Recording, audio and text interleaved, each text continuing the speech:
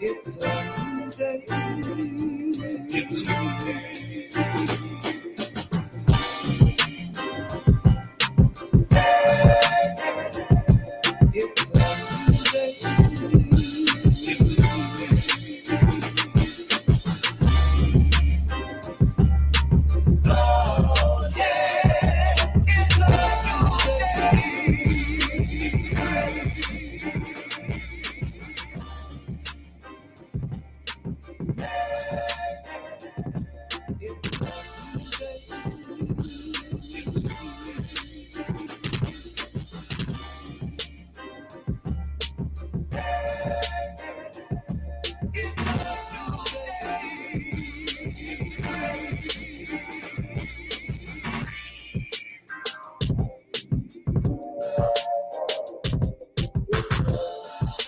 Man. Sean Don Productions, what's up with it, bro? King Dan, what's good with you, homie? The beautiful, love is the word. Good morning to you, beautiful. Ty French, what's up with it, man? My brother, the guy in the building, man. Yes, Lord. Salute to the guy, man. My boxing confidant. You feel me? My brother. The my boxing concierge. You feel me? My brother that I can call and I can talk to about my innermost boxing thoughts. You feel me? New day. Salute to MJ's Total Health and Wellness Enrichment. Salute. The OG St. Cruising in the building. What's good with you, man? Salute. New day. Salute to the OG, man. I ain't gonna just breeze past that, man. Salute to the OG St. Cruising, man. Yeah. Salute to Kevin Dunbar in the building. New day. Hey. It's a new. You feel me? Salute to my beautiful sister, Tay Tay. New day. It's a new. You feel me? Man. Yes, Lord. Salute to my beautiful sister, Tay Tay, the real queen of MMA combat and entertainment. Hashtag TWT in the building. What's up with you, Tay Tay? What's happening in? Hey, man.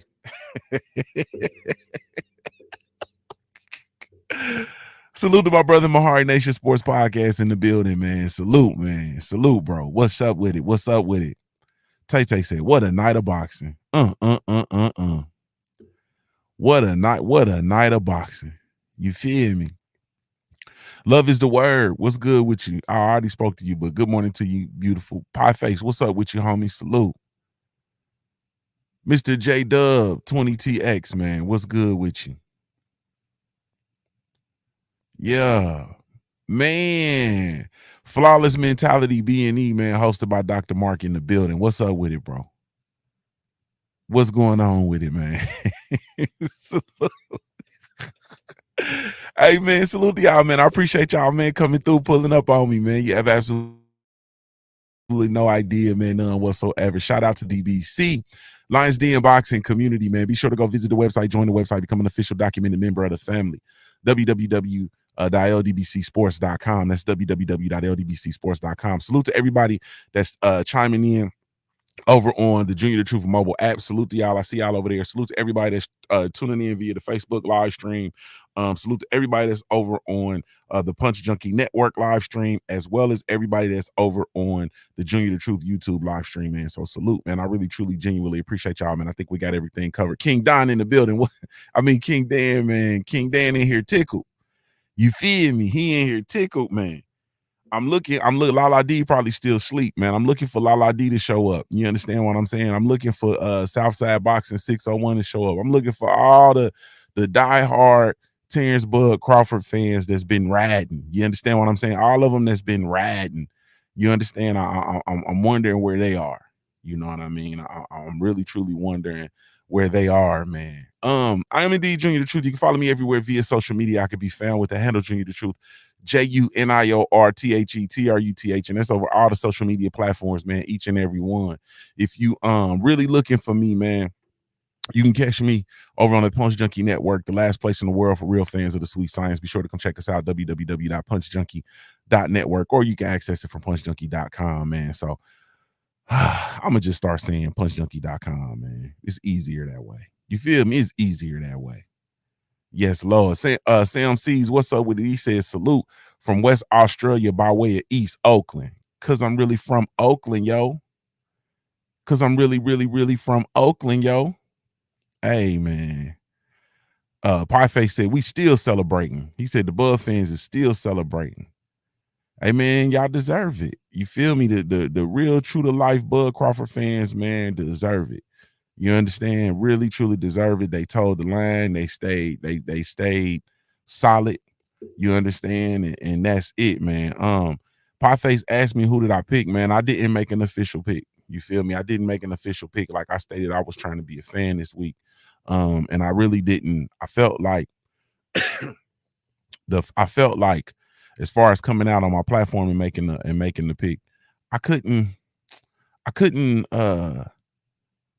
I just couldn't do it. You know what I'm saying? I couldn't do it. Now I talked to once again my consigliere, the guy. I called him. You feel me? And I told him who I was picking and you know how I saw the fight actually going, or whatever. But you know, I remain solid on that. You know what I'm saying? I remain solid on that. AMG2 said I'm still in shock with the heartbroken. Come on, man. Broken hearted. Life's not over. You feel me? Come on, bro. Life ain't over. Broken hearted. Life's not over. Come on, bro. Come on, man. You feel me? The Dub 100 said I picked Bud. Last person to beat Crawford was Mike Evans from our city. You feel me? Dub, man, go on head on, man. Man, go on head on, man. Mike, salute. That's my cousin, man. Salute to my cousin Mike. I didn't talk to y'all about my cousin Mike, man, before. And I just kind of I'm kind of, I love my city, man. Salute to Dayton, Ohio, man. You feel me? Salute to Dayton, Ohio, man. Let me just put that up there. Let me just go on and put that up there, man. Dub said, I picked Bud. The last person to beat Crawford was Mike Evans from our city. You feel me? I be trying to, man, Dub, you make me feel bad because I should be talking about some shit. I be trying to keep a lid on it, and I try not to be talking about the shit that should be talked about. You feel me? So I guess that kind of make me a scrub because I don't be talking about the stuff that need to be talked about. You feel me? But salute to Dayton, Ohio, man. Yes, indeed, man. And salute to be West Side to be more specific. You feel me? Salute to West Dayton to be more specific. And salute to Mike Evans, man. Salute to the family and Dub 100. Salute to you, man. You just gave me a jolt of energy coming in here with that, man. Sheldon LBC or nothing, man. He in here laughing, man. The guy said, you feel me? He said, man, I ain't gonna say nothing. You know what I mean? I'm gonna keep it solid. You know what I mean? I'm gonna keep it solid. Knowledge Seeker said, my son refused to listen to his father's wisdom. You feel me? Knowledge Seeker was trying to give his son some wisdom. OG St. Cruzan said Spence only shot was inside. Bud was better. Better damn everywhere. Sheesh. Tyro has said, man, it's still man down. Bud officially up there with Mayweather. Might be better on paper. He might be better in the ring. Shit, fuck the paper. Like, yeah, we ain't, I'm not finna do that. I'm not finna, hey man, say, man, I'm not finna play with y'all today. I'm not finna, man, let me take this thing down, man. Let me get up in here. I'm not finna play no games today, man. I ain't cut no deals. I ain't put no cut on the dope. You understand? We gonna come in here. We gonna really, truly, we gonna talk. You know what I'm saying? If we gonna talk, we gonna talk. It might be deeper than paper. You feel me? It might be deeper than paper. Todd French 600 said, yeah, man, I've learned to never pay attention to boxing records ever again. The fact is, you never know until they get in the ring. I had EJ, but Bud is that dude. You feel me? Pieface said Dallas did not win. Omaha did not win. The boxer with the better skills won. And if we pick fighters according to skills, we will come up, will come out on top 90% of the time. It was a oh man. Big Pittsburgh Big Dog Salute family. He said I was wrong. Bud is the real deal. Mr. J Dub said, shit, I'm lying. I ain't been quiet. He said, I ain't being quiet. It's still Texas, man. Down it's supposed to be. You feel me? Like, so now let me say something to y'all, man. So now y'all be understanding, like, bro, this is people had they I had my McDonough versus Adrian a problem Broner moment. Like, I had that. You understand what I'm saying? I had my Showtime Sean Porter losing to what's my dude name? Kell Brook. Like, I had that. You feel me? I had my Wilder losing the Wilder Fury 2. You feel me? I had that, even though, you know, that was, you know, it was a lot of dirtiness in there. You understand what I'm talking about? I don't really want to bring that out to the forefront or put that into this mix, but I had that moment. Like, you have a when you are emotionally invested, you understand, like, and you really rad. Like, I understand, like, I had that, bro.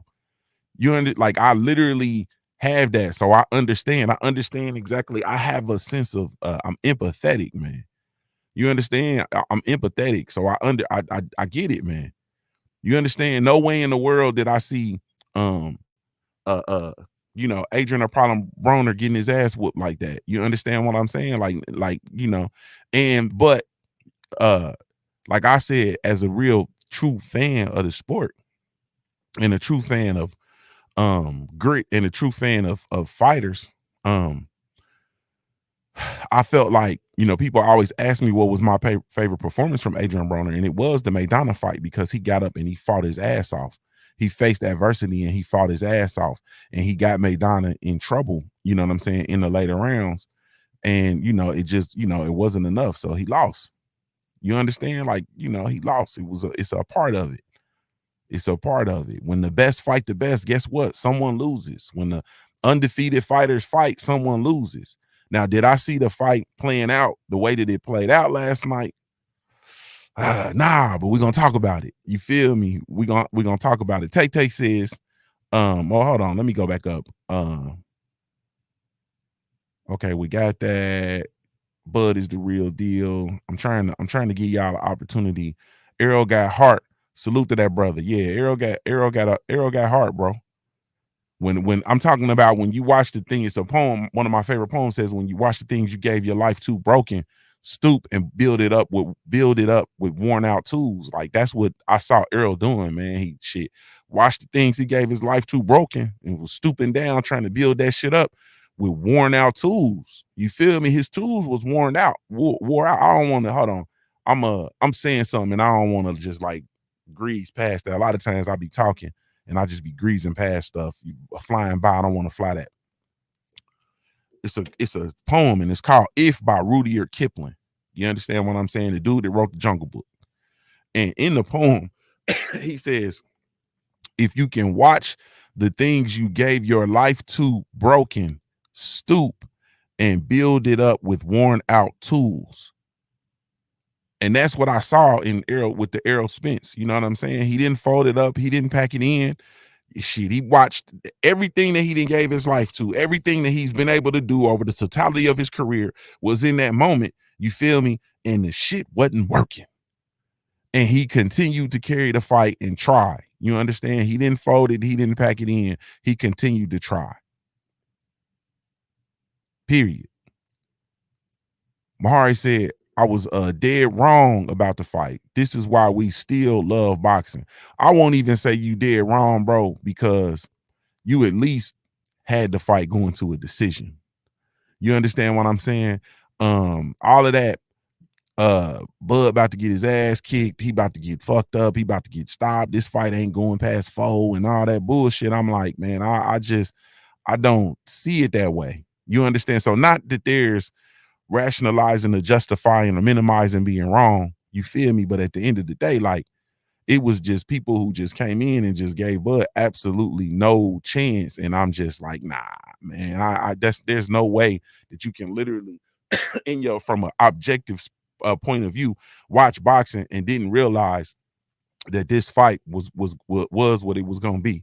Or at least that we had two people that both of them had a chance. To give neither person a chance in this fight was nah. Sam Seal says, I got blocked from a channel for saying Bud clinch work and counter punching was going to win him this fight. Man, I was running around, man, a few different channels that I'm moderators on, man, and I ain't gonna lie, man, I saw a whole bunch of blocking and stuff going on, man, a whole bunch of people getting put in timeout and shit like that, for, you know, celebrating or they were saying stuff that it just wasn't even, it just, everybody was just super emotional, man, after the loss, man. I'm looking at people just block folks and I'm like, man, this is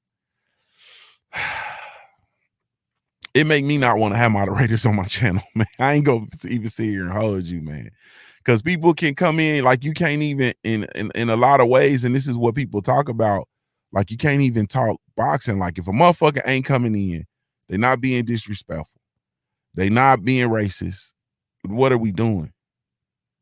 You know what I'm saying? Motherfucker can't come in and say, man, Errol didn't look like himself, blocked. Man, I knew Crawford was gonna win, he the better fighter, blocked. Like, man, come on, bro. Like, what the oh, we so sensitive. God damn.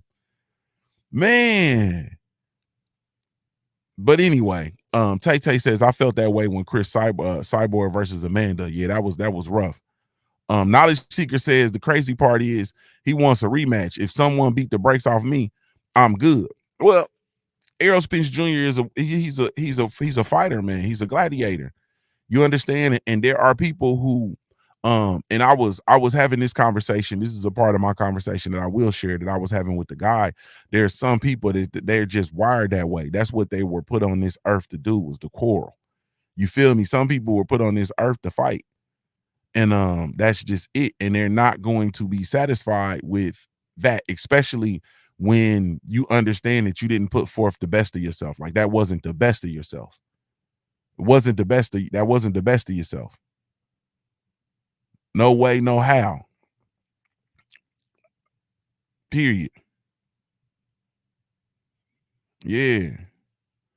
Mr. J-Dub 20TX says, to me, what's worse than EJ losing is the people that don't even watch boxing trying to explain why Bud won and sound stupid as hell. Well, I mean, the fact of the matter is, J-Dub, bro, we got to tell the truth, man. You feel me? It's a great deal of people. It's a great deal of people that talk boxing, bro. Like, really, you know, we really shouldn't talk boxing. You know what I mean? It's just one of them things. And that is why there's so much talking about stuff that has absolutely nothing to do with the X's and O's, man. It has nothing to do with the actual sport. You feel me? When you go somewhere and there's like zero, and I'm not the most technical analysis person by any stretch of the imagination. And generally, when I talk about, you know, the technical analysis of boxing from my standpoint is from a fan's perspective, A, and then B, I often have to, because I have not boxed. You feel me? I've never been a professional fighter. I've not boxed. I've never been an amateur boxer. You feel me? Only boxing I've ever done, man, has been all recreational activity. You feel me? And so when I talk, I have to talk from uh, uh, a standpoint of like sports that I've played. You understand what I'm saying? Sports that I've not even just played, but sports that I've excelled in, and things that I know just about being an athlete, just in general. You feel me? But the majority of folks like that talk, really have no business talking. And that's why a lot of folks are looking like deers in the headlights, because they have absolutely no understanding of what the hell actually happened last night.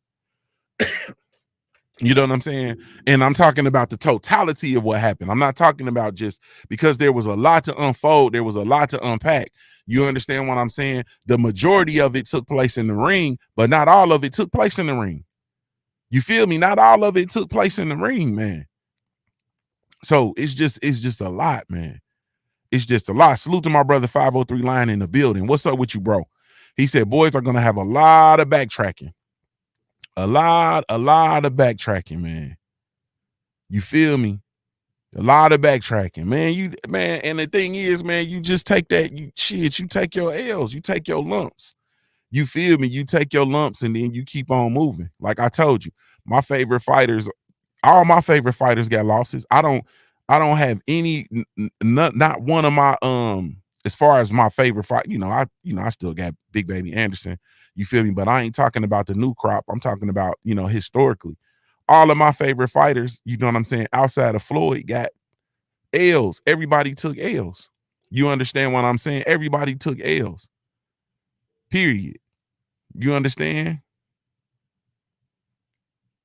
That's a bet 503. That's a bet. I'm gonna get out. I'm gonna get out. I'm gonna get in here and get my shit on and get out the way.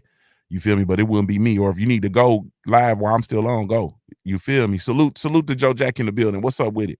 Salute to what my brother, whatever man in the building. What's going on? Yeah, yeah.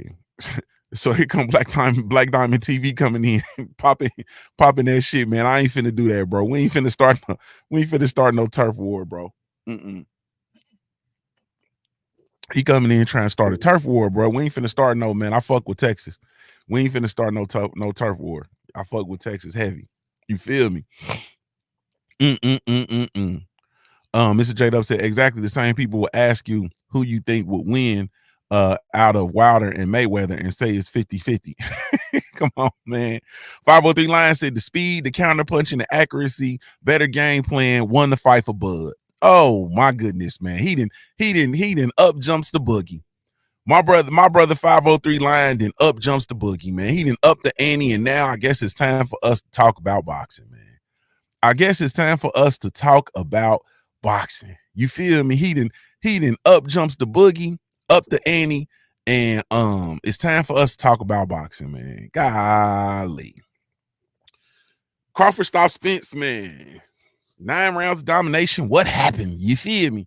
It's simple. I mean, it's not simple, but simply put, what happened, if we're talking, let's talk outside the ring first. You feel me? Let's talk outside the ring first, bro.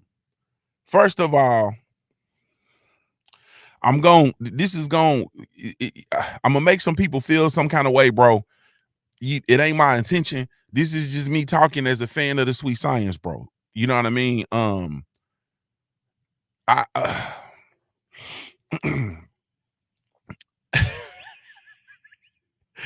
be about it for us, man. Salute to my brother. He said, man, Showtime need to allow you to rewatch the fight if you pay for that motherfucker, man. What is they doing? Yeah, what are they doing? Hey, man, inactivity is the killer of careers, man. Inactivity is the killer of careers.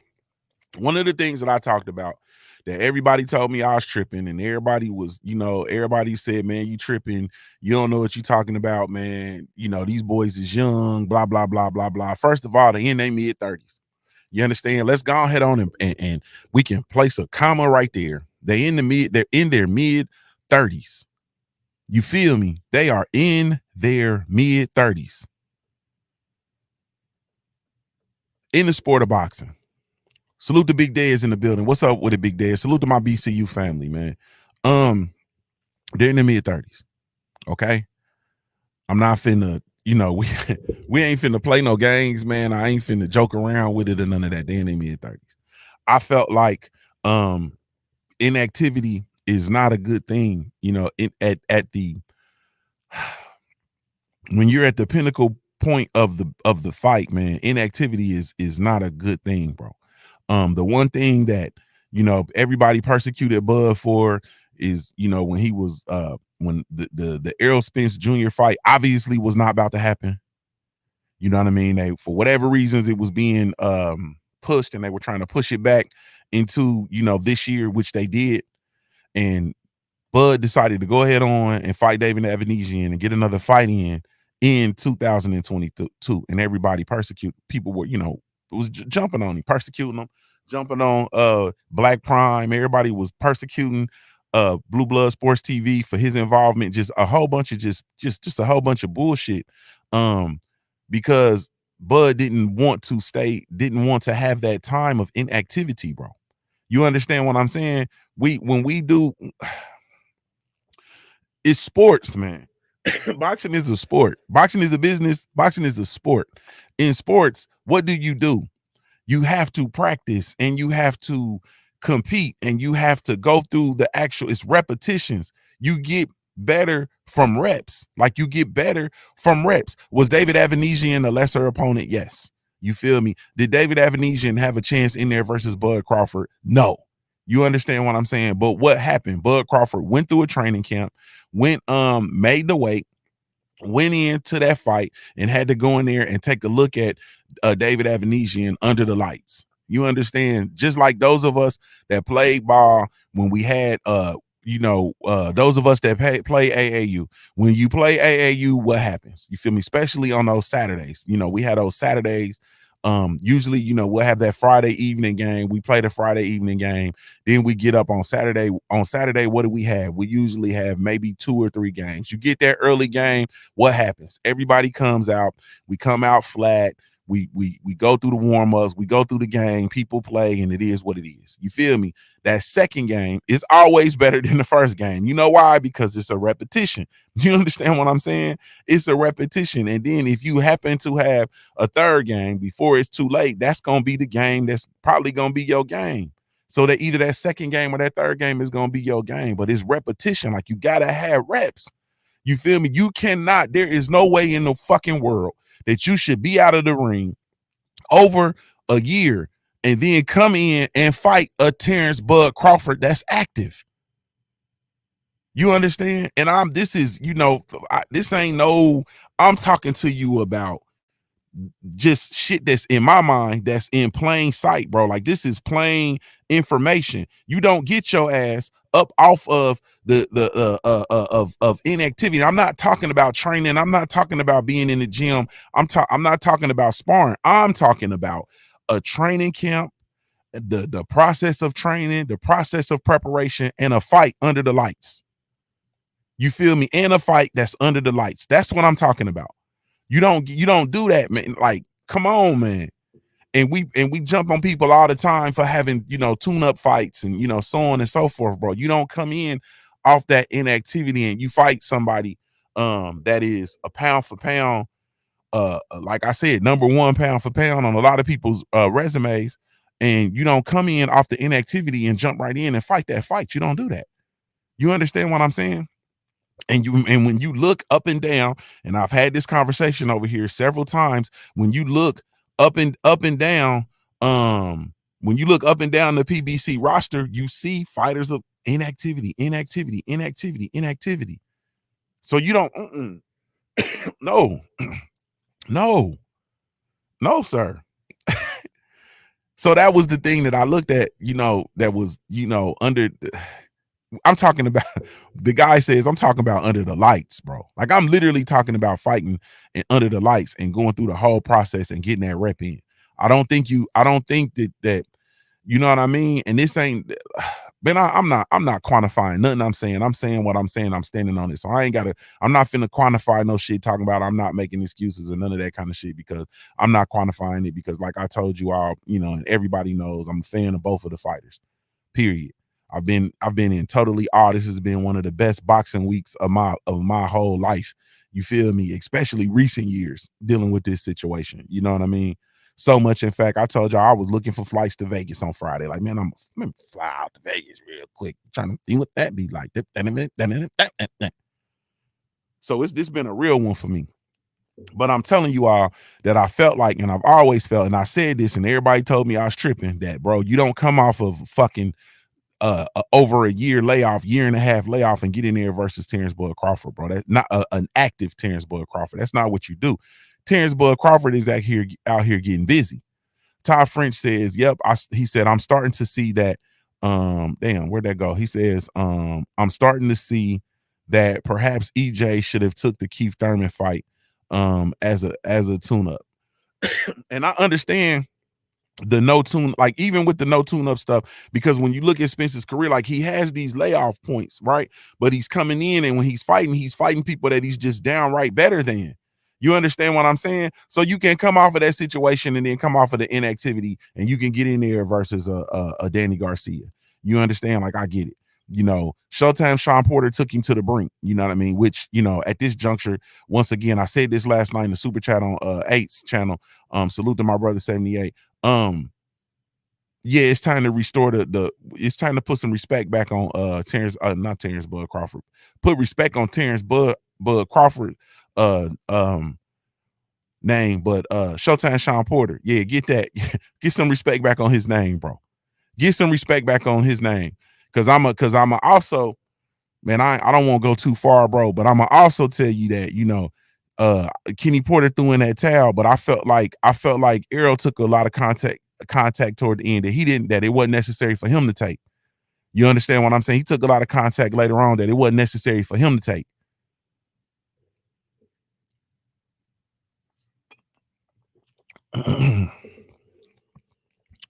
The guy said we get active. Man, so that was it, man. In the build up, man, I saw something in Terrence Bud Crawford, bro, that I didn't, man. He was in that place, bro. Like, he literally was in that place. You feel me? He was during the press conference, he was in that place. And I'm gonna open up this part and share this. I was talking to the guy, you feel me? My boxing concierge, you feel me? I'm talking to him and I'm like, hey man, Terrence Bud Crawford was talking at the podium and the spirit took over and he couldn't talk no more. Like, I don't know if y'all remember that, but he couldn't talk no more. And he just started smacking the podium and he walked back to his seat shaking his head. And I said, shit. You feel me? Because he said, the one thing you know about us, and then he just we get busy. You feel me? He started smacking the podium and walked back to his seat. And I said, he in that place. When their first face off, when they looked before the press conference and they came together and did the face off, I said, fuck, he in that place, bro. He was in that. I saw him in that place when he was at the weigh-in versus Showtime Sean Porter, man. And Terrence Bud Crawford, during the stare down, he was looking at Showtime Sean Porter. And I said, man, Bud is in that place. You feel me? He was in that place. And then it was so bad that when they made him face forward to shake, like Bud had to like shake that shit off, like he was in a different dimension, like he was somewhere else, bro. I'm not trying to, I ain't trying to do too much, man, but I'm just telling you that I seen something. And this is, you know, the shit that I was talking to the guy about. At the end of the day, though, I just felt like this was so incredible, man. Man, this fight this week, this was so incredible. The build-up was so incredible. The all accesses was so incredible, man. You know, the journey that it took to get to this point was just so incredible, man. So incredible. Wookie Wook, salute to Wookie Wook in the building. What's up with it, Wook? Wook said, he said, man, I recognize that, but I ignored it. Anyway, man, as far as in the ring, man, or getting to the ring, going to the ring, man,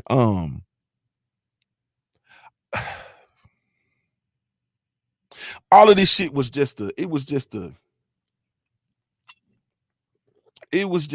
like you watching um uh um you watching like I'm watching everything being like bend and shift, you know what I'm saying? And this was a moment where like everything, because like we know Errol Spence Jr. was the draw, was the draw. You know, he was the person that sold the tickets, that got the seats in, you know, put the bus in the seats, the pay-per-views, you know, all that kind of stuff. He's the person that was over there on the network with the other champions. He had access to the titles, access to the belts. He went through and he came up the hard way. He has the better resume at 147. He fought the better fighters at 147. Like, so all of that was factual information. And during this fight, man, I'm seeing things shift. Like I'm seeing like a shift, and Terrence Crawford is making things, you know, bend. You feel me? Making things bend to his will, bro. Even the when Errol came out first, I'm like, damn. You know what I'm saying? And then it's hitting me. I'm like, man, this shit is like a hostile takeover, bro. It's like a hostile takeover. It's a hostile takeover, man. And then, you know, Errol came out, you know what I'm saying? I'm like, yeah, you know, when he was walking in, when he walked into the arena and they was showing his hit him, my wife said, why do he look like that? Like my wife said it. My wife was like, why he look like that? She's like, he looked sleepy, like he looked tired. You feel me? She was like, if I ain't know no better, I think he was high. Like, why he look like that? And I'm like, I'm like, nah, baby. I'm like, he always look like that. You know, that's my guy. Like he always look, you know, he chilling, he calm. You feel me? He doing what he do. Like my wife was like, nah, I'll be watching this shit too with you. I'm paraphrasing. She like, nah, I didn't see Errol too. Like, nah, why he look like that? You know what I'm saying? And I'm like, and then I had my Punch Junkie cards. You know what I mean? Salute to the everybody that got your Punch Junkie trading card. So I got my Punch Junkie trading card. So when I have like two of my favorite fighters that's fighting, I always get their cards out and shit. So I got the Errol Spence card and I got the Terrence Bud Crawford card. So I'm trying not to, because I'm one of them husbands. So I ain't trying to just tell my wife she just right. You feel me? So I'm like, I look at the Punch Junkie trading card. Like I look at EJ's card and I'm like, you know, I'm peeking at the card. Like, yeah, he always looked, you know, calm and chill, but he didn't look like that. You feel me? Yeah. Yeah. My wife was just like, nah, this ain't the fight he need to go into looking like that. And I said, oh man. But anyway, so then when Bud came out, man, I ain't gonna hold y'all. I'm talking from a fan's perspective, man. I'm talking from a fan's perspective. You feel me? When Bud Crawford came out and he was dressed like the Gordon fish stick man, dressed in all black though, and he had that fishnet, man. I saw that net. I said, "Oh my god,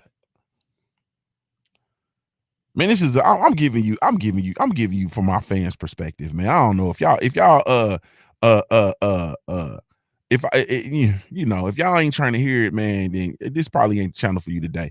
I'm giving y'all my from a fan's perspective. That boy came out with that fishnet, man, and he was dressed like the Gordon fish stick dude. And I said, "Oh no!" Like, "Oh no!" I didn't pay attention to Eminem. I ain't pay attention to none of that. They had to, you know, motherfuckers told me like, "Oh yeah, nah, he came out with, you know, it's Eminem." I'm like, "Oh, fuck Eminem." That motherfucker got that fishnet. Do you see that fit? That was like some of the illest shit I ever seen. I'm talking about from a fan's perspective, bro. The whole significance of all of this stuff, man. And this boy walked out to the ring with the fishnet, bro. And he had the fishnet on his trunks.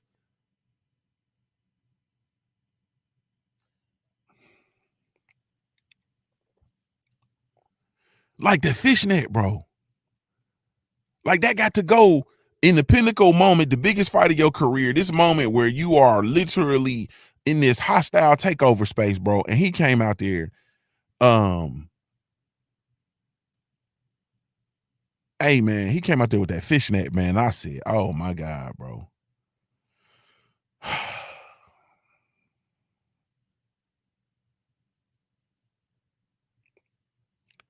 Man, I said I was gonna hurry up and get out the way, man, but I'm trying not to rush either, man. G5 gave my player partner from the D. What's up with it, man? Salute. Yeah, man.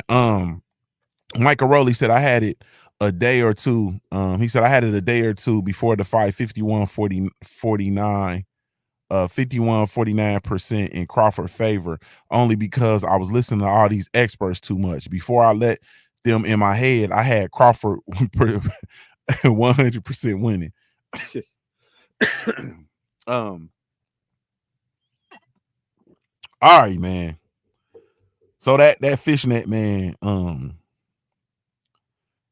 gonna go back to something else too. I said, man. And I had a moment where I told y'all, and we talked about this on Friday when I was live in the van, and I told y'all, I told y'all that I felt like Derrick James was too preoccupied with Bomac. Like I told y'all that, man. I told y'all that I felt like all of the emotions, I felt like all of the going back and forth, all of the, talking about Bomac and the Cheetos and calling him a fat ass and all that stuff, man. I felt like I told y'all, and everybody was saying, well, Bomac started it and going back and forth. And I'm like, man, that's cool. But I just felt like there needed to be more focus on the preparation and the connection with your fight. Like I felt like it was just there was too much, it was too much focus in too much of the wrong areas. You feel me? Like I literally said that, and I told y'all like I felt like the connection, you got to have that connection, like that connection with your fighter and staying just focusing on what the fuck we here to do. Like I'm not the hell with the other team, bro. Like the hell with what's going on with the other team, the hell with Bomac, the hell with them Cheetos, the hell with all of that, man. I'm focused on what it is that we here to do. You understand all of this emotional outburst and going back and forth and all of that. Like I'm not here for it, man. I want to hear like the trainers ain't got to fight. You feel me? The family members, they don't have to fight. Like the fighters have to fight. We here to focus on this game plan. We here to execute, bro. We here to execute. What they do over there is what they doing. We here to execute. And I felt like somewhere along the line that shit just kind of got lost, man. And I think like I feel that transferred into the fight, man, because I just all right, man. So the thing that we noticed off the muscle when the first round, like I told y'all, I thought it was gonna be a filling out round. I thought that they were gonna I thought salute to Stephen L. the Mac in the building. What's up with it, bro?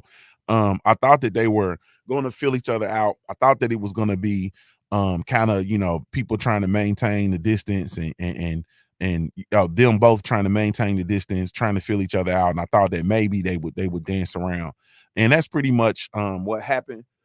um, it was it was the just some it was just uh a round of Errol was pressing forward more, and Bud was controlling the distance more, and Errol was really trying to step to him and get it in.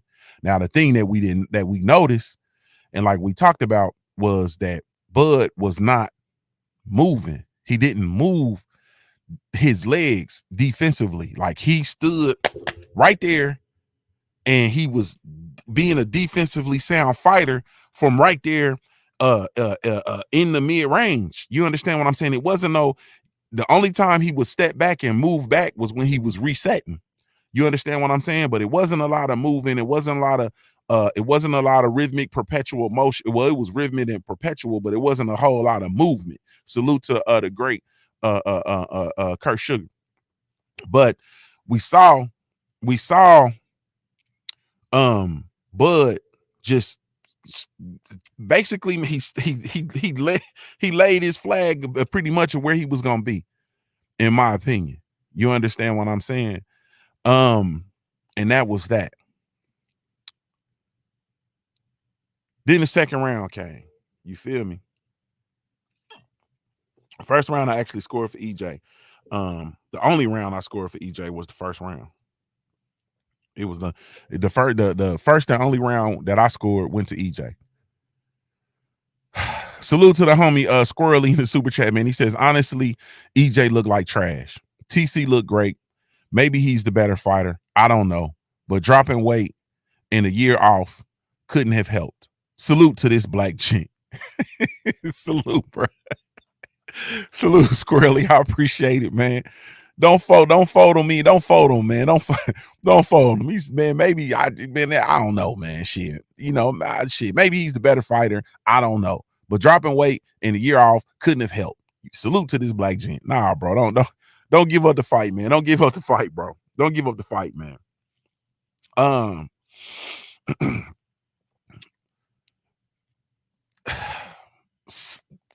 Man, the second round came, man, and we can't just. All right, man. First of all, let me say this. There was no switching. And the reason why, you know, I was saying, you know, what's going to happen when they switch, or when Bud switches and he comes out and establishes and blah, blah, blah. What's going to happen when he switches? And then it's Southpaw versus Southpaw. Then we're going to be watching, you know, I'm going to be trying to see the foot placement and see what happens and, you know, yada, yada, yada. Nah, man. Nah. First round, Bud Crawford came out Southpaw. You know what I'm saying? He moved. Like I said, he was resetting, and he did move a little bit more now that I think about it, because I remember some points where I was looking at Errol, and Errol was doing a good job of actually cutting the ring off. So Bud was moving more. He was moving more. Now that I think about it, he moved a little more. Then he definitely moved more in the first round than he did the rest of the fights. You know what I'm saying? Then he settled in. And then the second round is when I saw him like really settled in and dropped his anchor. You feel me? Now, the one thing we're not going to be able to look past is Errol was doing the thing that I saw Errol doing was Errol was looking to touch Bud Crawford, and he was looking to touch him on the body, in the body. He was looking to try to land and close the distance in the body, but Errol Spence Jr. was reaching, and he was not bringing his feet with him. You understand? He was reaching, and he was not bringing his feet with him, and he was reaching, lunging, and finding himself out of position. That's something I am not accustomed to seeing from Errol Spence Jr. Nothing at all, none whatsoever. Like I was so disappointed, and it was so. My wife actually said it. My wife said he is reaching. Like, why is he is reaching? And he was not bringing his feet. He was not. When you see it all the time, when you see fighters who are active with their feet and they're looking to close the distance, they bring their feet with them. Like literally, when you see fighters punching, they're bringing their feet, or when they're moving in to close the distance, they bring their feet. You feel me? he was not only was he not bringing his feet coming in straight forward, but he was lunging, like he was lunging and out of position. You feel me? And when he lunged one time to I think he was trying to touch Bud in the body, and he lunged, and when he lunged, he was out of position, and Bud threw a jab. You understand what I'm saying? And he dropped Errol Spence Jr. with a jab. And not only was it a jab, but it was a power jab. I'm gonna come back to that in a second. Not only was it a jab, it was a power jab, and it dropped EJ. And not only did it drop EJ, because Buzz said in the post-fight interview it was a flash knockdown. It wasn't a flash knockdown. Errol Spence was hurt. He was hurt off of that. He was hurt from that jab. You feel me? It was a power jab. Now, back to what I was saying about the jab. In the post-fight interview, Terrence Bud Crawford said that his team drilled and worked on the power jab, because usually he uses a flickering jab with his right hand. He is right-handed. He uses a flicking jab with his right hand in order to gauge the distance and set his shots up. But he knew that in order to neutralize the attack and the onslaught of Errol Spence Jr., that he had to, I think he used the word like battering ram. Mike Tyson said his jab was like a battering ram. You feel me? He said his jab was like a battering ram, and Bud Crawford came back and said, yes, that's what my team worked on in camp, because we knew that in order to deal with Errol Spence Jr. and his onslaught, we had to work on having that power jab, period, off the muscle. He had the power jab. Like that's what he said. That is the power of your team. You understand what I'm saying? Salute to Brian Bomac McIntyre.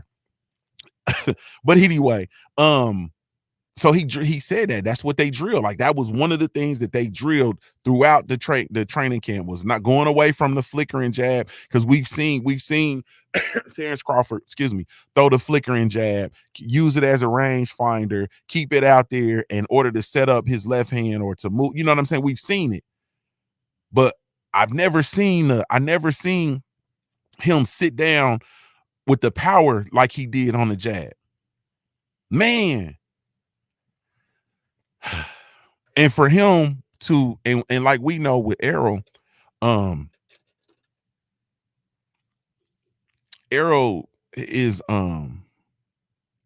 his one of his strength and his attributes is not just the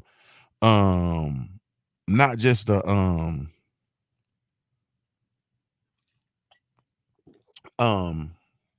not just the body work, but also his jab, and his jab in order to set stuff up, and his jab, using his jab to be able to control fighters and control the distance, and to be sure that, you know, he can use his jab to put fighters in the position that he wants them to be in order to close the distance and make and do work.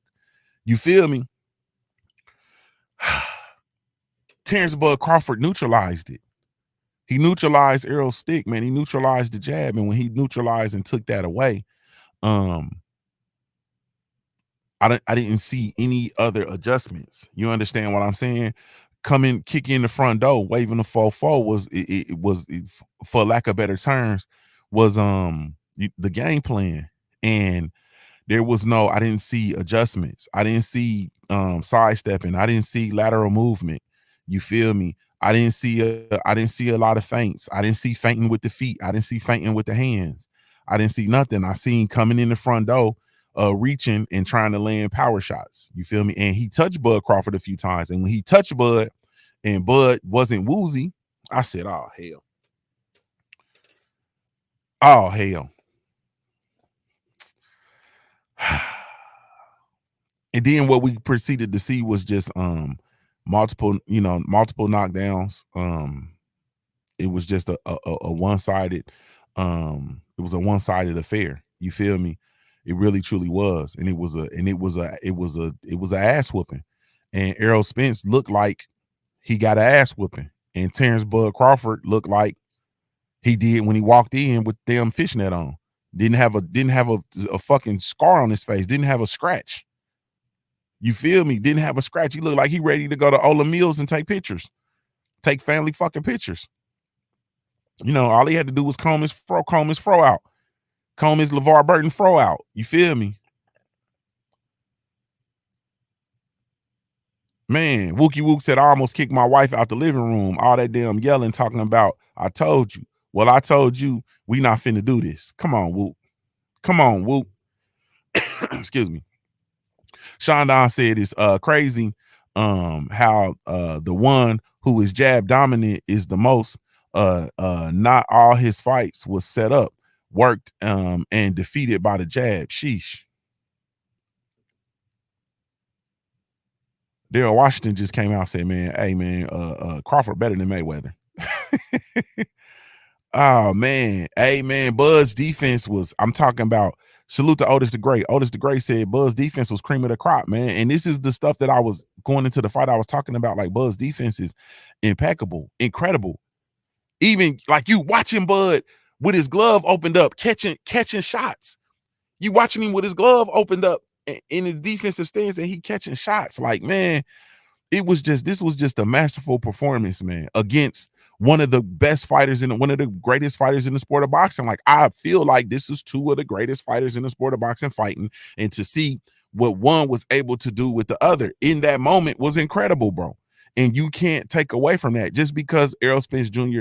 lost his fight doesn't mean that he's still not one of the best fighters in the sport of boxing. It means he lost to arguably the best fighter in the sport of boxing. I'm not making no argument. He is the best fighter in the sport of boxing. Nobody's fucking with Terrence Bud Crawford. He's number one pound for pound. Period. Can't do it. Can't do it.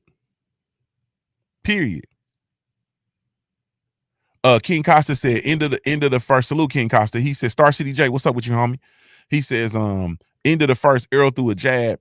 The way Bud evaded it looked like EJ threw a side punch or something. After that, I knew it was gonna be trouble.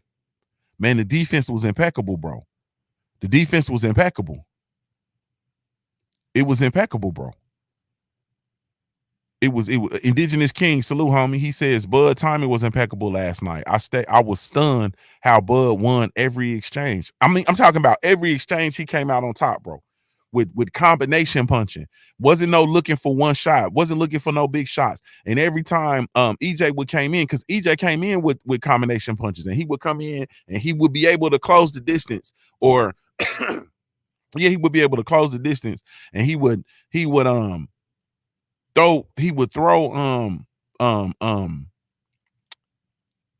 throw combination punches, but then it was always something coming back, and the stuff that was coming back was shit that had to get that shit. It was shit that you had to. It wasn't no little shit coming back. It was big shit. It was shit you had to acknowledge that was coming back, man. It was man. It was incredible, bro. Like it was incredible. Be About It Farm said EJ lost to an all-time great, nothing to be ashamed of. Nah, it ain't nothing to be ashamed of. And this is a rival, and this gives him something to work toward. And if he comes right back to an immediate rematch, then this is gonna give first of all, he'll be better. You understand what I'm saying? He'll be better, especially if he comes back and he fights and they fight by the end of the year. It'll be better. It'll be better. You know what I'm saying? He'll be better. It'll be more reps. He'll go through. It'll be better. Hopefully, Derrick James can give him the. Hey man, I'm trying, man, because I got a lot of love and respect for Derrick James, man. I do. I got a lot of love and respect for him. You know what I mean? And I got a lot of love and respect for what they got going on. I do. But Derrick James said some stuff, man, too, during the build up. He talked about all the trainers that are over there. Like, yeah, you got help, you know what I mean? Or something like that. He was saying to Bo Mac, like all the trainers, yeah, you got a team. Like the whole all the trainers you got over there, you know, you got a team. Well, I'm thinking, bro, maybe we might need to get a team. Maybe we might need to get a team in Derrick James gym. Like maybe it's, especially you got more fighters, bro. You got all these fighters flocking to the gym with you. You feel me? Maybe you got to get a team, bro. Maybe you got to be a team of trainers too. That's all I'm trying to say to you, man. You know, maybe, you know, two heads is better than one. You feel me? Maybe we got to get a couple people to help, you know what I mean? To give a kind of a different outlook. You know what I'm saying? Maybe maybe we got to do that. You know what I mean? Maybe we got to do that. Cause I mean, everybody that I ain't gonna go there. I'm gonna stop there. King Costa, that's funny, bro, because King Costa said Bud capitalized every mistake EJ made. And I said that last night when I was watching it. I'm like, man, he making him pay. Everything he do, he making him pay. When he was reaching, he made him pay. Out of position, he made him pay. You feel me? He was opening himself up on them exchanges when Bud was on the ropes. You feel me? Opening up himself, Bud making him pay. You know what I mean? He was dropping his right hand when he was trying to go to throw that lead right hand to Bud's body, dropping his right hand with his head on the center line, not moving his head off the center line. Bud was making him pay. Man. Otis says, he said it was really something to see in person. I'm a believer.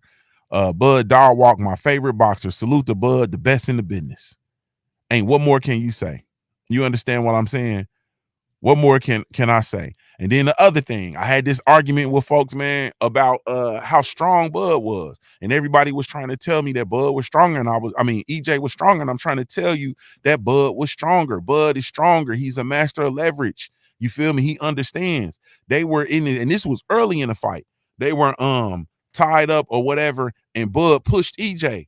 And he flew across the damn ring, bro.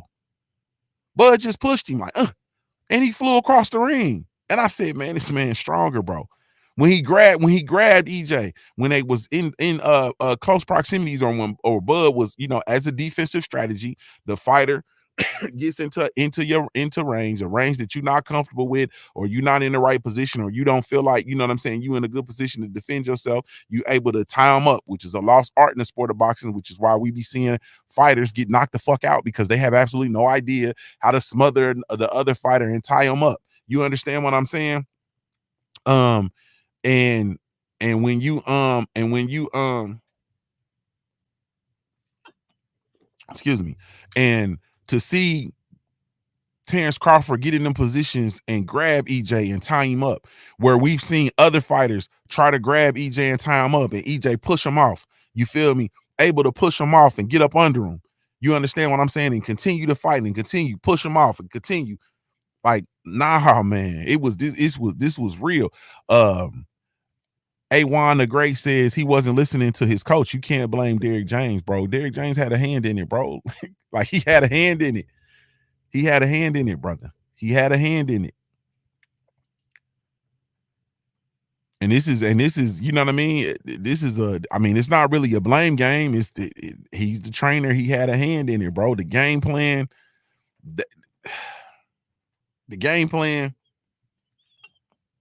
that I saw, and once again, and I actually said this going into the fight before, that, you know, on this level, when you have with both fighters in both directions, I said that I was going to be interested to see who had the game plan and who was going to be able to execute that game plan, and then also who was going to be able to make adjustments, who was going to be able to go uh uh uh A, B, C, D, E, F, G with their game plans. You feel me? And the only person that I saw making adjustments was Bud Crawford. Like, Bud made adjustments during the fight. He made adjustments during the fight, man.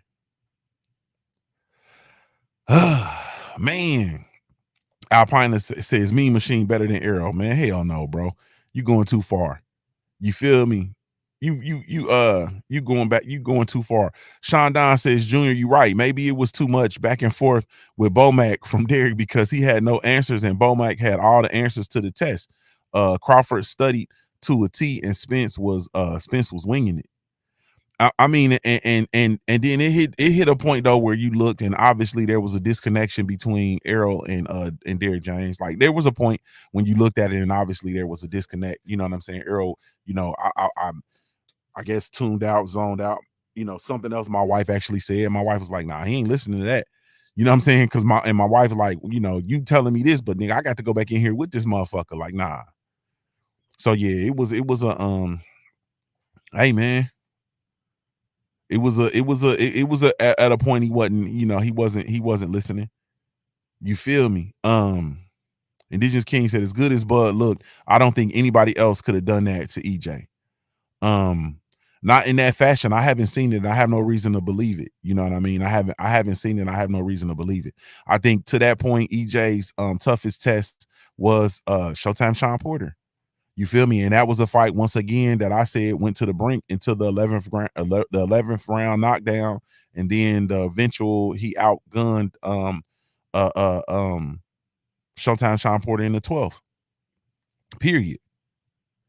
King Costa said ear shots was crucial too. You feel me?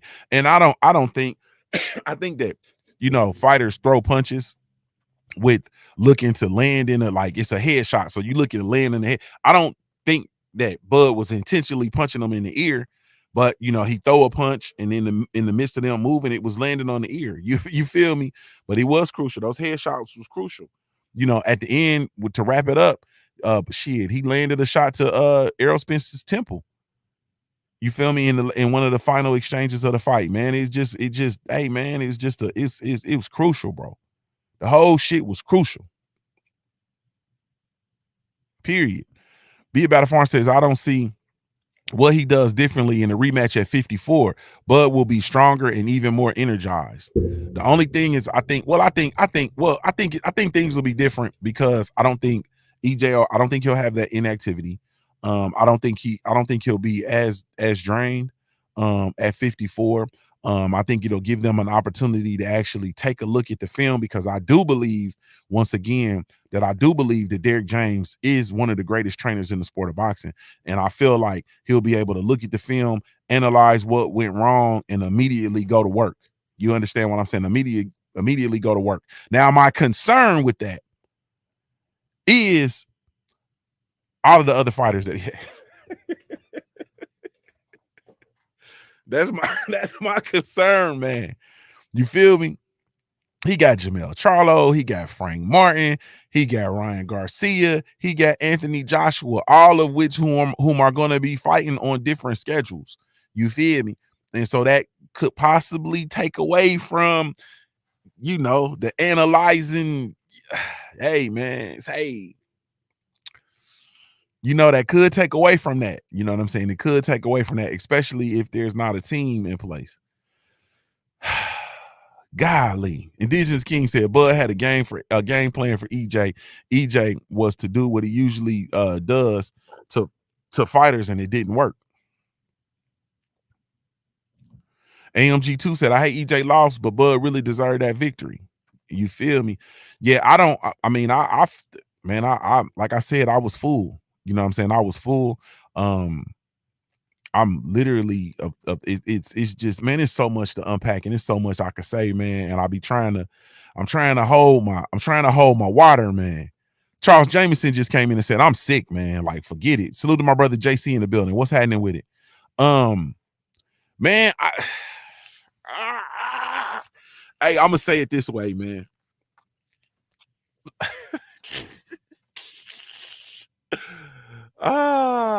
Hey, man. Well, I'm gonna ask y'all, man, and then we can do it that way. Every time you see film or footage of Bud Crawford, where is he and what is he doing when you see him? It ain't but a couple things that you see Bud Crawford doing, man. Like, literally, it ain't but a. Oh, I say a few things because I see him fishing too. Like, but when you see Bud, like, it ain't but a few things that you see, and it ain't but a few people that's with him. Golly, man. Like, when you see him, like, when you see Bud, it ain't but a few things that you see. Like, honestly, man. Stephen L. the Max said, you see that motherfucker in the gym.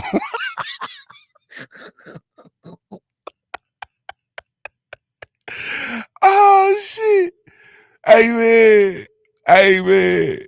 When you see Bud, bro, where do you see him, man? You see him in the gym. You see him fishing. You see him with his trainers. You see him with his kids, or you see him with younger fighters that he giving the game to.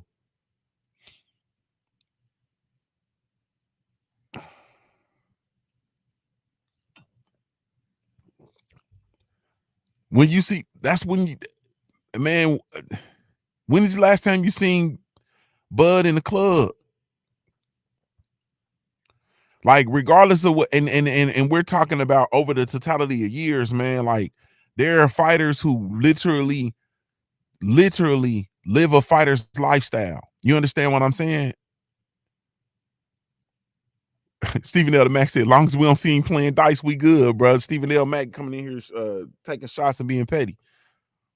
Bro, like, you see him, like, like, you see him living a fighter's lifestyle, bro. Like, that's I mean, and one of the things that we say, I know one of the things that I've said is just like, when you look at your career, it's a short window. You know what I'm saying? It's a very short window. And during that short window, like, you got a very specific time to get busy. You know what I'm saying? Where you're gonna be at the height of you're gonna be, the best fighter that you can actually be. It's a very you got a very short window. And so it will be it will be who of fighters to take advantage of that. Then you got the rest of your life to, you know, party and go to the club and go to NBA games and go, do, all the things that you want to do with yourself. You know what I'm saying?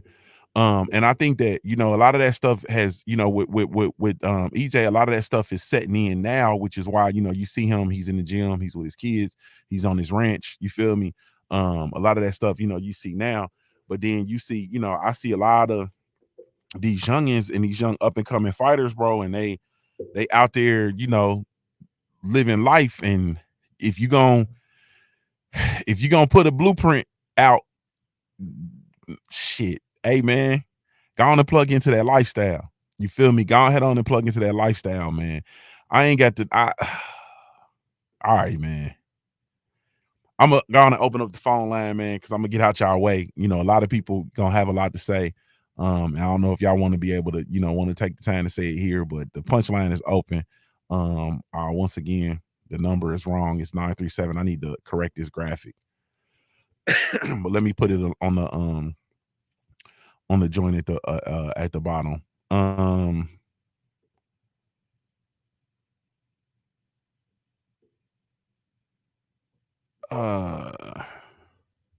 gonna just come on, y'all. Sorry, y'all.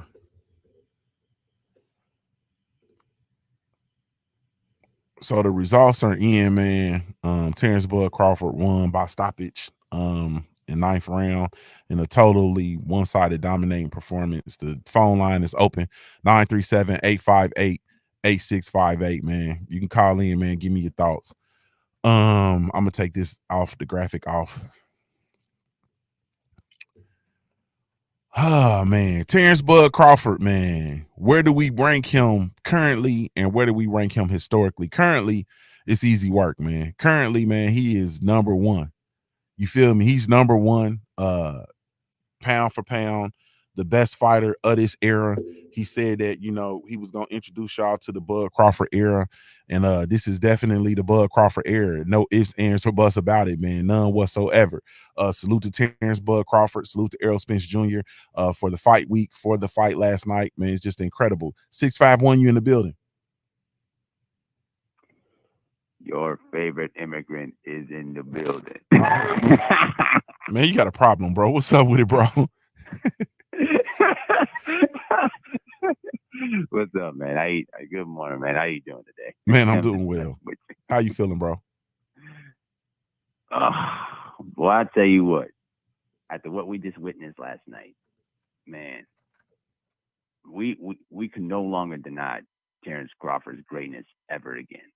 I have nothing to say anymore. Nothing.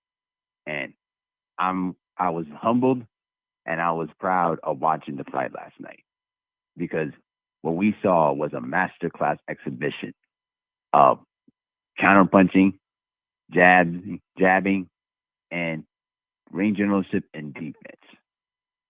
Terrence Crawford brought all those elements into the fight. And it just felt like Errol Spence thought that he could just outmuscle Terrence Crawford and try to get him up out of there. And it wasn't meant to be. Terrence Crawford looked like the man that came in prepared with a game plan. And it felt like Errol Spence and his team did not. And it showed in the fight. You know what I mean? In the biggest fight of the decade. And I just felt like Errol Spence didn't come in prepared. And I felt like that he got himself outboxed by a guy that knew exactly what to do and watched extensive tape about how to beat Errol Spence. And that's how I felt about it. But at the end of the day, I was so happy to watch this fight.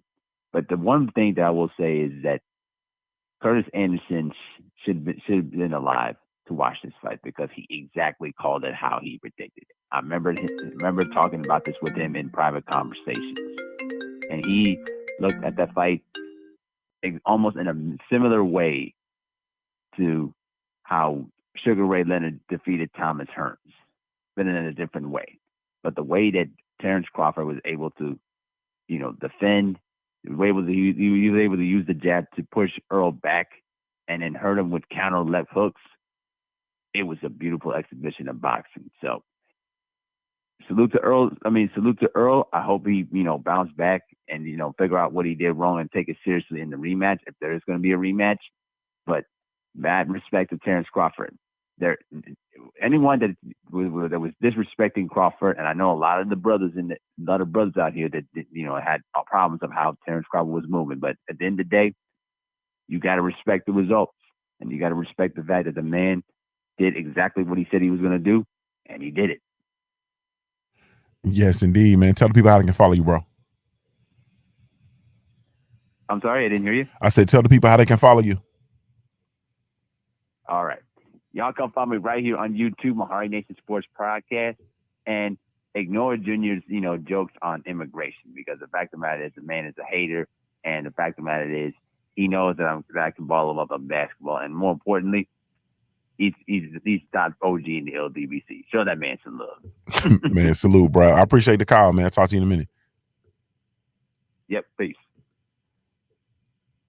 Look what the win and blue in. Salute to my brother Southside Boxing in the building, man. What's up with it, Southside? He said, I tried to tell you, scound boogers. You feel me? The guy said, shit, historically, he's the greatest fighter that ever lived. You feel me? Like, let's just be radical with it. You feel me? Ain't no need after that performance last night. Let's just be radical with it. You know what I mean? Hey man. Yep, I knew this was gonna happen. Yep, I knew this was gonna happen, man. Salute to my brother Southside 601 in the building. What's up with it, bro? What's good, Junior? The truth, my OG. Okay. I'm chilling, bro. How you feeling, bro? Man, dude, let me tell you something, man. I couldn't go to sleep last night. I could not go to sleep last night, man. I was up all night. I was pulling out all my receipts. I was going to all these old posts, and these boys out here running their mouth, talking all that bull jive about my boy Bud. I tell people all the time. I said, I just sat back. I stopped uploading videos because I wasn't into all the talk about resumes, who deserved this amount of money, who can sell this amount of tickets. The only thing that I knew within myself was who had them hands. And boy, do he got them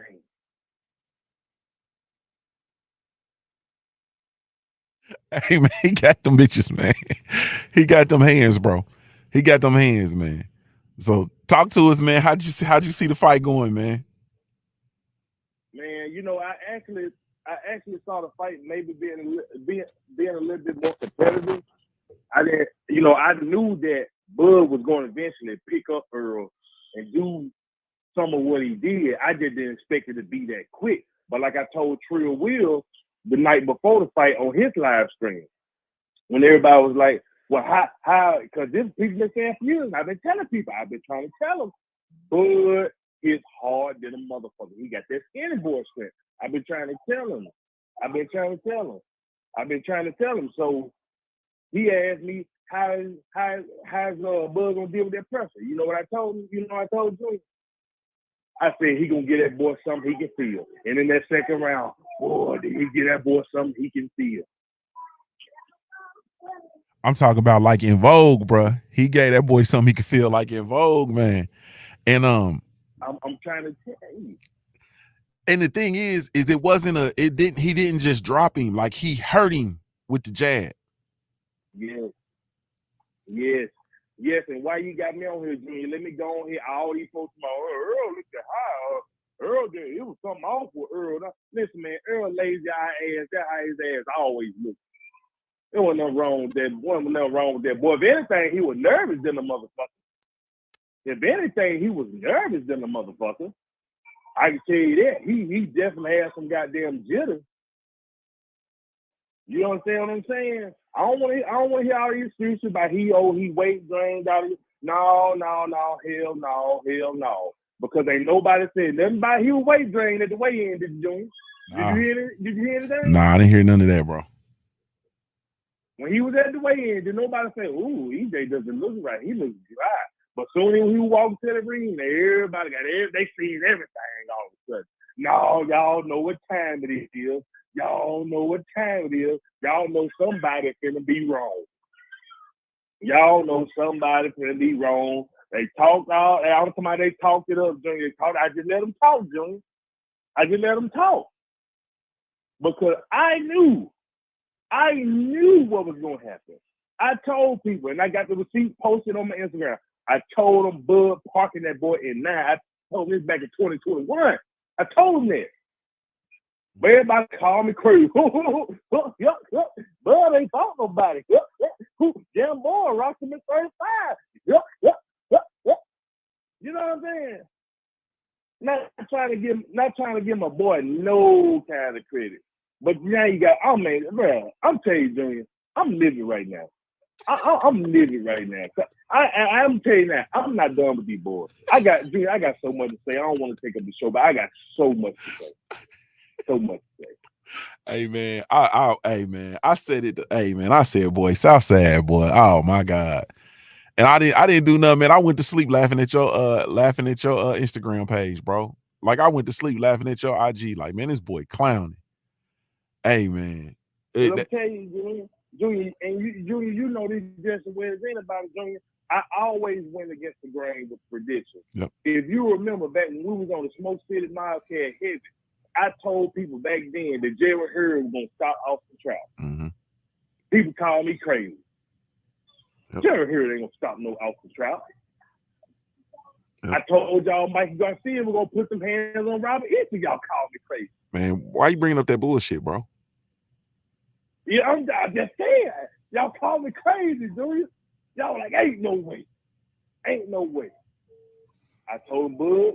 I told him in 2017, September 21, on my video, I told him, I said, unlike the other dude, I've been rocking with Bud. I've been rocking with Bud since he was at 35. I've been rocking with Bud since he was at HBO. And after the way he put it down at one point, I told people the man was about to unleash hell on the Westway division.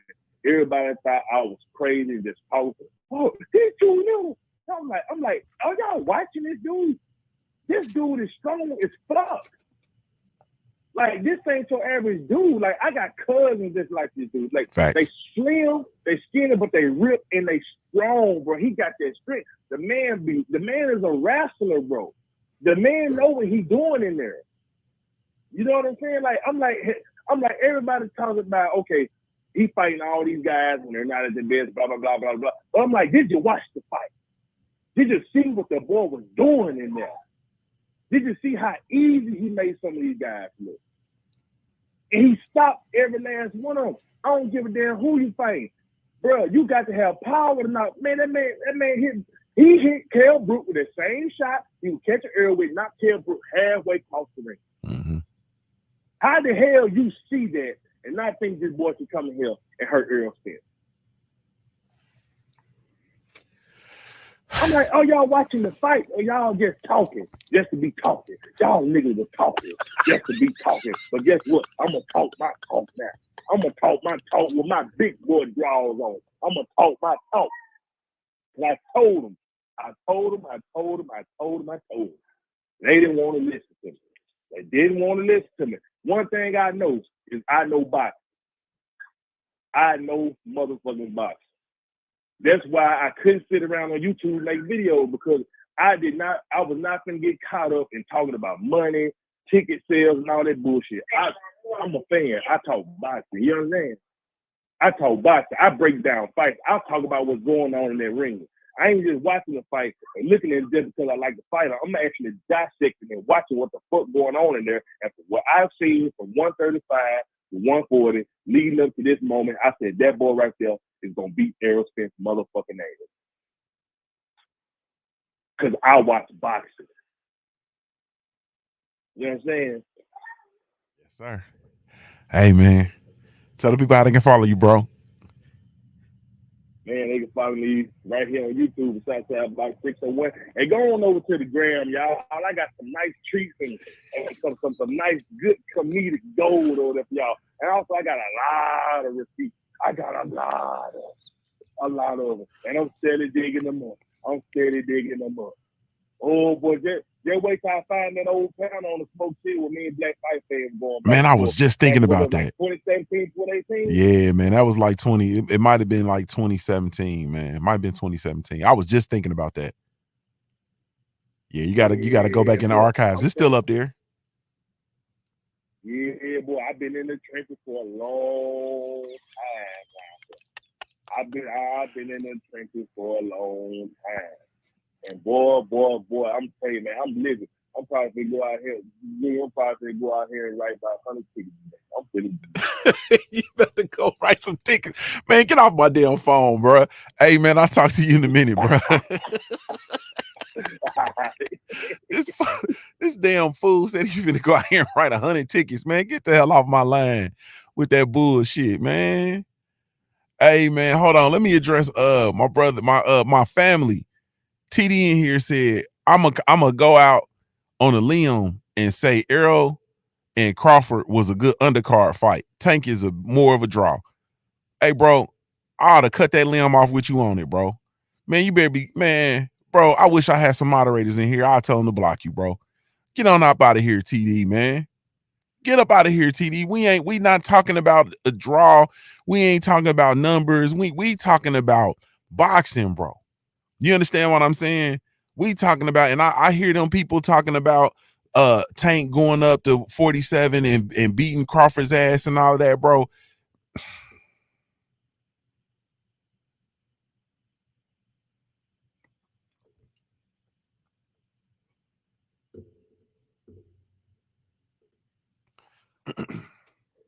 484, you in the building. Stephen L. Mag, what up, though? Stephen L. the Mizak, whole bunch of Rat Pack shit. What's up with it, bro? You already know. I've been trying to get on this damn phone for like 15 minutes. What's up? What's up with it? Abel got that illegal phone service that prevented me, but still, bro, you know. Yeah, he got a bot. You know, them immigrants had them bots. Yeah, last night it was, like I said, for me it was tremendous, bro. It's like everybody keeps saying Earl this, Earl that, but like I said, Earl my nigga too. Like, y'all don't understand, that's my nigga, bro. But yeah, bro, he tried, man. He tried. He just couldn't do nothing with Bud, bro. From Bud long ass arms, from Bud counter punching. Even the start of the fight, Earl didn't even start how he usually started. I think he started off too fast, then all jittery and shit, instead of just doing the whole normal walk to him. He was being too jittery for me, bro. Yeah, and like when I say Earl wrestle, I don't mean like, oh, he go wrestle him in the ring. I mean, my bad. It just mean his upper body strength is something else, bro. It's like last night, you seen them just pushing Earl, like, get off me, like, watch out, you know? But, yeah, man, Earl just couldn't capitalize on nothing, bro. I think he couldn't capitalize on nothing, bro. And then the thing, too, that people don't understand about wrestling is, like, it's leverage, bro. And it's the ability to use it, and it's a mixture of your upper body strength, your lower body strength, your, utilizing those muscles. You feel me? Being able to twist and turn and like people don't like that. People don't get enough credit for, actual wrestling and what the impact that has. You feel me? And I just felt like, it was a lot of technical mistakes, you know what I'm saying, by Errol, like I said, with the because there's a lot of the jitteriness was a lot of energy, bro. Like, Errol is one of them dudes, and salute to Errol Spence, my guy, man. Salute to Errol the True Spence. When you say stuff, you know what I mean, and you a man like he is, bro, you say stuff, you're gonna go out there and stand on what you said. You feel me? Yeah. He said a whole lot of shit, bro. And he was out there trying to go make good on the shit that came out of his mouth, because that's what men do. You feel me? And at the end of the day, man, he just put himself in we just found him in a whole bunch of compromised situations out there in that, in that matchup, bro. Yeah, and at the same time, us Midwest boys, I love Texas and that thing, but us Midwest boys, we built different, Shit different, bro. What they say, 4 tough. Yeah, shit different, bro. No, bro. Yeah, man. Yeah. Yeah, shit. But I don't really got too much on the matter to say until I get to Drew's stage. That's what I'm gonna let loose. I'm just giving everybody some good motivation to keep their heads up. Same with Earl, bro, because like I said, you ain't do nothing bad, bro. It is what it is, bro. Yes, indeed, man. Like I said, I never shit on Errol Spence because that's my nigga too. Like I tell everybody, I met both of these dudes in the amateurs, bro. Like, no ill will towards neither one. Even if Bud got beat the fuck up, it would have been the same shit. You tried, nigga. I'm sorry for saying the N-word too, my bad. My bad. But yeah. All right. I appreciate that's all. Go ahead, bro. Oh, no, that's all I got today. Okay. This morning. Okay. Appreciate it, man. Appreciate the call, bro. All right. Salute to Stephen L. the Mizak, man, pulling up on the Punch Junkie Morning Show, man. Hey, man, hey. God damn. Yeah, I just think you know, when the salute to Hustler Slim, man, he said salute to Junior the Truth, salute to the chat, support the black gent, man. Salute, family. I appreciate it. Man, at the end of the day, man, I just believe that once again, and I'm gonna get off here because I know everybody, you know, wanting to cook, and we don't been over here for an hour and a half, so I'm gonna move on out the way, man. I believe 503 Line is going live if he's not live already, so we can go over there and bring down his property value. You feel me? But I think, you know, at this juncture, we can just, oh shit, it's another call in. Hey man, here we go. Let me see. 214, you in the building? Morning, Dreams. What's going down? Hey, Boxing Barbecue. What's up, Boxing and Barbecue? Salute, bro. How you? Man, it's been a rough morning. I ain't gonna lie to you. I ain't gonna lie to you. It's been a rough morning, man. I think, yeah, man. Crawford, he a monster, man. I ain't gonna lie. He did his thing last night. You know, it ain't really too much I can say, man. The crazy thing about it is my brother called me last night. He's not a boxer fan, and he's going to a party. He said, "Yeah, man, I'm going to this fight party." He said, "Yeah, casual and shit." He said, "Give me some talking points so when somebody say some shit, you know, I know what to say." I said, "I got you." He said, "Who you going for?" I said, "I got Earl." He said, "Well, give me the reasons why you going for Earl." So I gave him my reasons and whatnot, and I said, "Man, if Earl gets started, man, and Crawford find himself down by the mid rounds, it's gonna be a snowball." I said, if Crawford gets started fast, man, it's gonna get very interesting very fast, man. And that's exactly what happened, man. Crawford came out there pumping that jab, and the crazy part about it is, man, when I look at his face, you know, first round, second round, third round, man, Crawford's face, man, he was focused, he was composed, you know what I'm saying? I don't even know if that boy was breaking a sweat. You know what I'm saying? It was crazy. You know what I'm saying? And EJ got knocked down second round. I said, "God damn!" You know what I'm saying? You know, I was some shit happy. I sat up on my couch. You know what I'm saying? I got close to the TV, thinking some, you know, I was like, "Shit, I need to get closer." You know what I'm saying? Maybe he'll feel my energy. You know what I'm saying? Shit, third round came out, man. I saw EJ face, man. His eyes was looking bad. His nose was bloody. I said, "God damn," you know what I'm saying? And, you know, by the end of the fight, man, you know, over the last years, you know what I'm saying, black fight fan, he had this saying, man, he said, it's going to be like watching your dog get hit by a truck.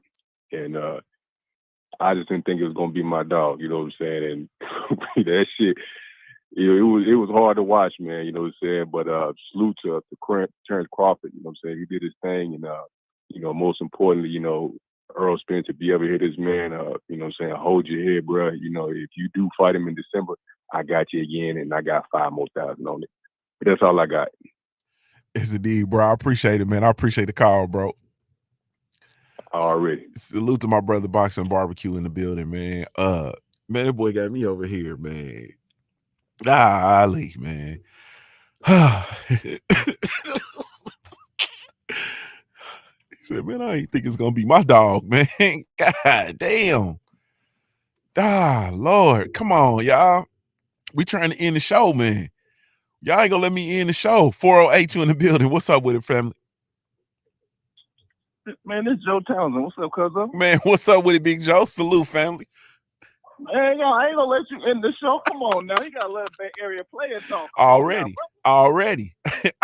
What's up with it, bro? Salute to the Bay. Not much, man. Hey, man, you know what I mean? Hey, just chilling, trying to put some paint one ain't. Trying to stay away from girls who coochie stink, you know what I mean? Abel don't know nothing about that, you know what I mean? You know, the coochie stink, gotta stay away, brother. Yes, I'm just sir. saying. It's hey, a problem. Just saying. What's up, man? So, yeah, on the fight, bro, I had EJ. I want one of them sideline niggas like, oh, I don't know who I'm picking. I pick EJ. My family from Texas. Me and Black, them, they're related. I pick EJ. And, you know, like Black say, it's like your favorite dog get hit by a truck. You gotta go get my dog, bro. My dog laid out in the street. You know what I mean? You know, I gotta go scoop him up. But shout out to EJ. He made the fight happen. You know, shout out to Derek James, the LDBC Trainer of the Year. You know what I mean? Well, we stamped him first before anybody did. But yeah, bro. When EJ came out, you know, my dad was like, "Man, EJ looks sleepy." I'm like, hey, that's just how he always looked. You know, he always looked like he had for woke, but he'll turn up. And then he walked out to the ring. I'm like, man, he don't look turned up a little bit. He maybe he'll wake up when he get into the ring. You know, he just walked out. He walked out kind of methodical. I don't know. It just, and then you see Bud come out. He had Eminem. I'm like, oh shit. And he had that look on his face. I'm like, oh, this nigga ready to go. You know what I mean? This Ohio boy, this Omaha boy ready to go. You know what I mean? You ready to come out here and make it do what it do. You know what I mean? So came out. You know, my dad's like half blind. He only got like one eye, right? So we watching the fight, and my dad's like, man, why Earl reaching? Earl's reaching. What is he doing? Next thing you know, he caught him, lay him on his back. I'm like, oh man, it's gonna be a long night. And then the fight kept going, and then everything EJ tried to do, Bud had an answer for it. He was just countering him all night, and everything he hit him with was just real strong. And I see EJ's face. I'm like, oh man, EJ semi-panicking a little bit. He looking like, man, I know it's gonna be like this. I knew, but I ain't really know. You know what I mean? But you know, the fight went how it went. You know, shout out to Bud. All you Bud fans out there, do your thing, parlay, have fun. You know what I mean? Hey, and all you EJ fans, ride with him. Don't be hopping off the fence. Don't be, wishy-washy. Ride with your boy, because you're gonna ride with him if he won. So, hey man, that's all I got, Jimmy. Yes, indeed, man. Salute, man. I appreciate the call, brother. All right, so. Man, salute to my brother Joe Townsend in the building, man. Hey man, and if you ride with both fighters, shit, continue riding, man. Continue riding, man. It was an epic, man. It was an epic, it was an epic night, man, of boxing. This fight was incredible. And I think, at the end of the day, we definitely have a rival on our hands. You feel me? We have a rivalry on our hands. As far as what's next, I think the fight, if they do a rematch, as much as I would love, because I would love to see Terrence Bud Crawford defend undisputed. You know what I'm saying? I would love for him to defend undisputed, but it takes so long and it takes so much to get these undisputed titles. They got to move around, you know what I'm saying? But the rematch can take place at 154. If and hopefully Jermell Charlo remains undisputed at 154, even after his fight with Canelo. And if he comes back down to 54 and he has a fight versus Terrence Bud Crawford at 150, if he comes back to 154, I'm pushing for that fight for Bud versus Charlo. And I'm not even gonna lie to y'all. I'd rather see the Bud right now. I'd rather see the Bud versus Charlo undisputed at 154 than the rematch with Earl. I'm not gonna lie to you.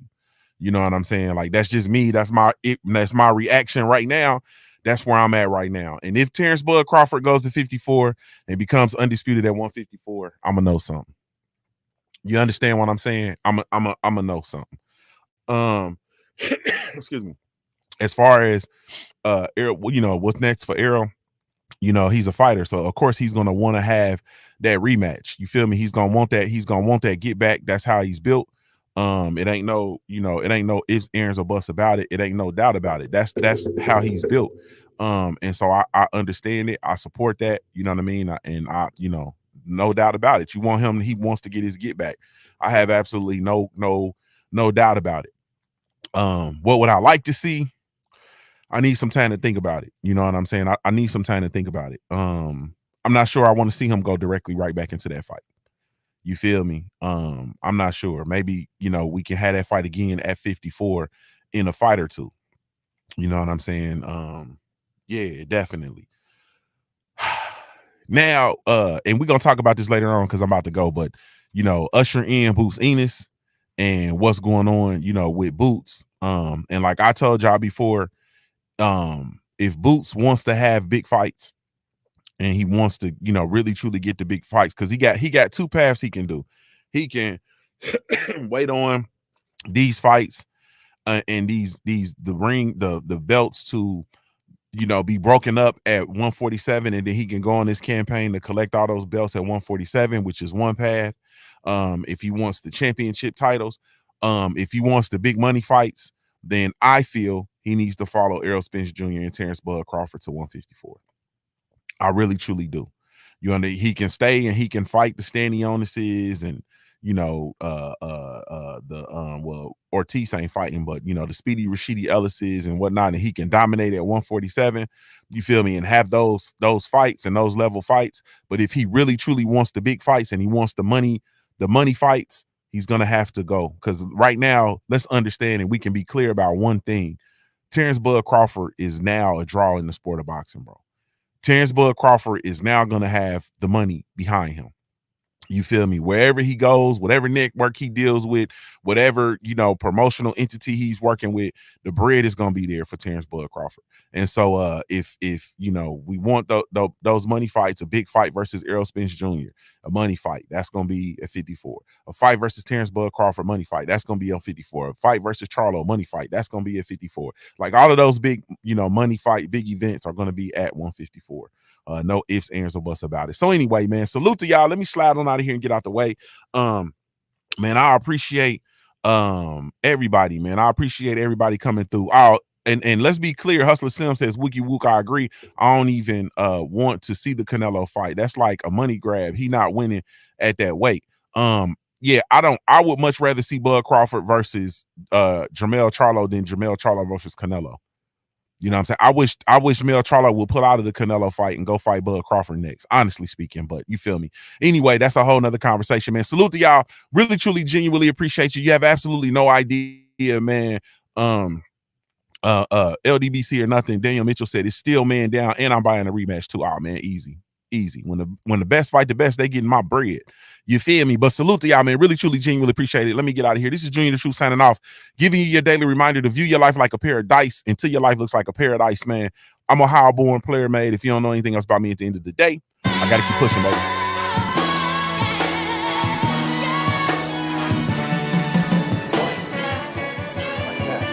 Oh, no, you didn't. Wait a minute. No, you didn't. Hey, Jay, come back here. Jay. Fool ass bitch, man. Jay. I need my money. Jay. Oh, you motherfucker. Okay. All right. I'm putting cases on all you bitches. Huh? You think you can do this shit? Jay! You think you can do this to me? You motherfucker!